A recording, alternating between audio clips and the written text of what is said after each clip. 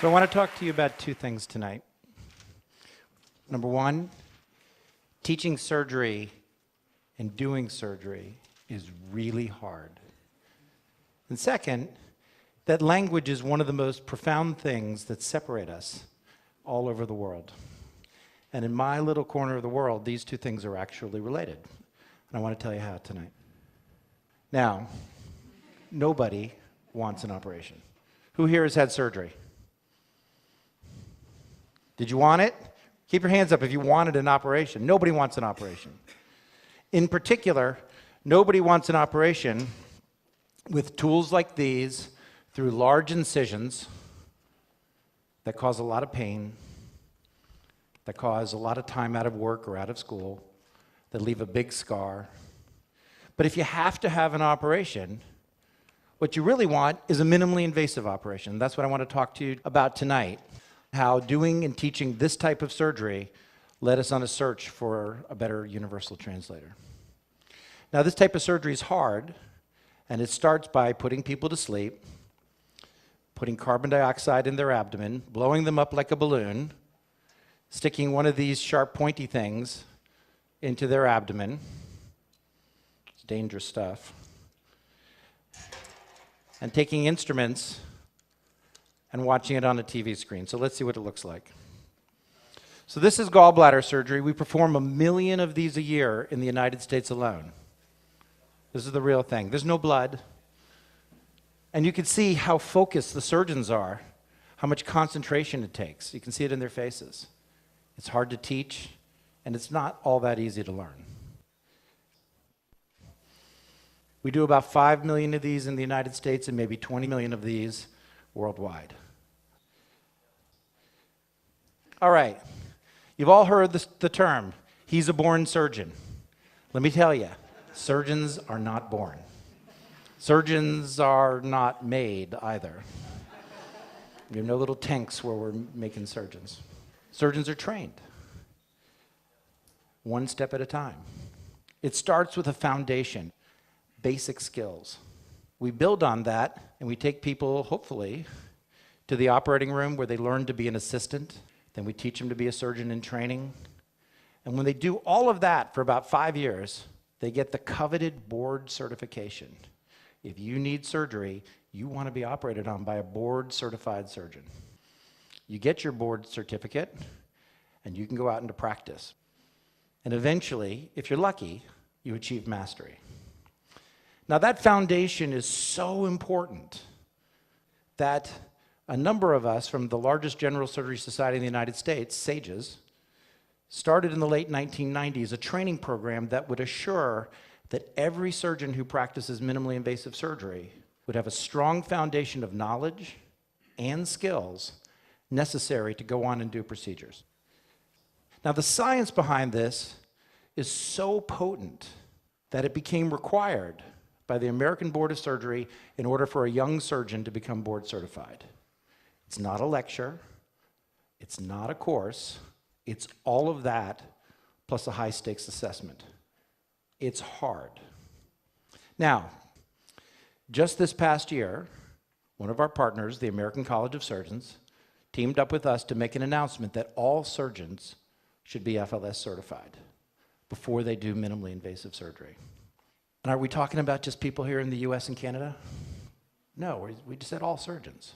So to lift this education and training worldwide is a very large task, something I'm very personally excited about as we travel around the world. SAGES does surgery all over the world, teaching and educating surgeons. So we have a problem, and one of the problems is distance. We can't travel everywhere. We need to make the world a smaller place. And I think that we can develop some tools to do so. And one of the tools I like personally is using video. So I was inspired by a friend. This is Alan Okranik from Toronto.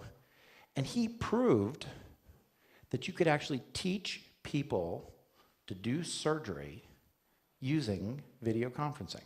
So here's Alan teaching an English-speaking surgeon in Africa these basic fundamental skills necessary to do minimally invasive surgery. Very inspiring. But for this examination, which is really hard, we have a problem.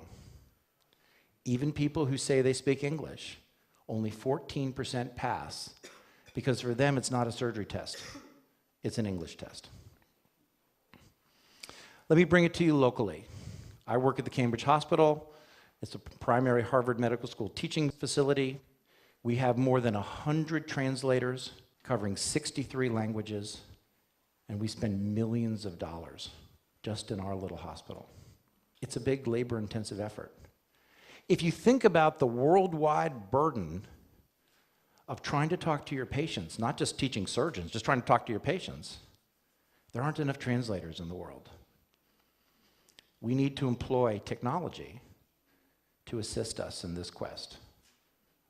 At our hospital, we see everybody from Harvard professors to people who just got here last week. And you have no idea how hard it is to talk to somebody or take care of somebody you can't talk to. And there isn't always a translator available. So we need tools.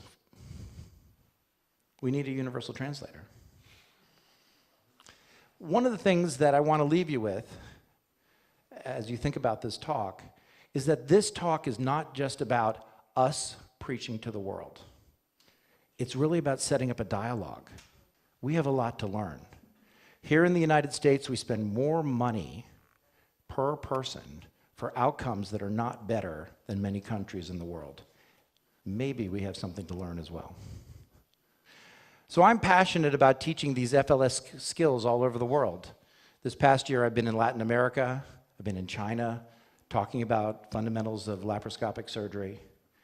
And everywhere I go, the barrier is, we want this, but we need it in our language. So here's what we think we want to do. Imagine giving a lecture and being able to talk to people in their own native language simultaneously. I want to talk to the people in Asia, Latin America, Africa, Europe, seamlessly, accurately, and in a cost-effective fashion using technology. And it has to be bidirectional. They have to be able to teach us something as well. It's a big task. So we looked for a universal translator. I thought there would be one out there. Your web page has translation, your cell phone has translation, but nothing that's good enough to teach surgery, because we need a lexicon. What is a lexicon? A lexicon is a body of words that describes a domain. I need to have a healthcare lexicon, and in that, I need a surgery lexicon. That's a tall order. We have to work at it. So let me show you what we're doing. This is research, can't buy it. We're working with the folks at IBM Research from the Accessibility Center to string together technologies to work towards the universal translator. It starts with a framework system where the surgeon delivers the lecture using a framework of captioning technology. We then add another technology to do video conferencing, but we don't have the words yet, so we add a third technology. And now we've got the words, and we can apply the special sauce, the translation. We get the words up in a window, and then apply the magic. We work with the fourth technology. And we currently have access to 11 language pairs, more to come as we think about trying to make the world a smaller place.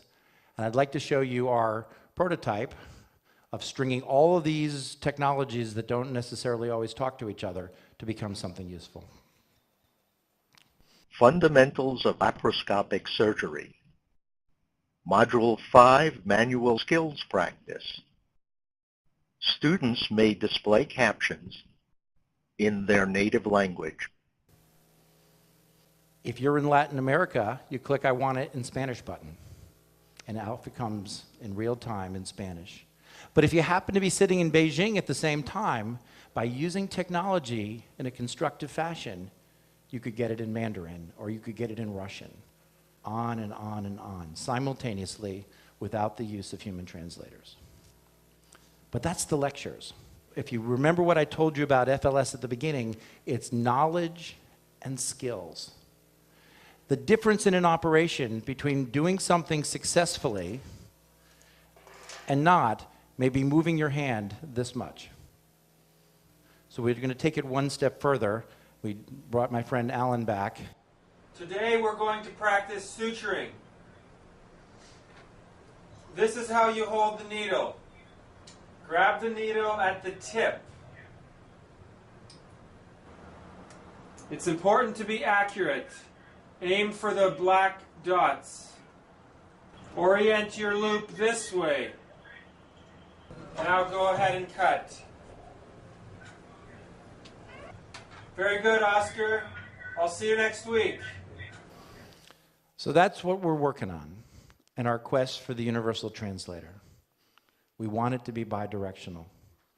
We have a need to learn as well as to teach. I can think of a million uses for a tool like this. As we think about intersecting technologies, everybody has a cell phone with a camera. We could use this everywhere, whether it be healthcare, patient care, engineering, law, conferencing, translating videos. This is a ubiquitous tool. In order to break down our barriers, we have to learn to talk to people, to demand that people work on translation. We need it for our everyday life in order to make the world a smaller place. Thank you very much.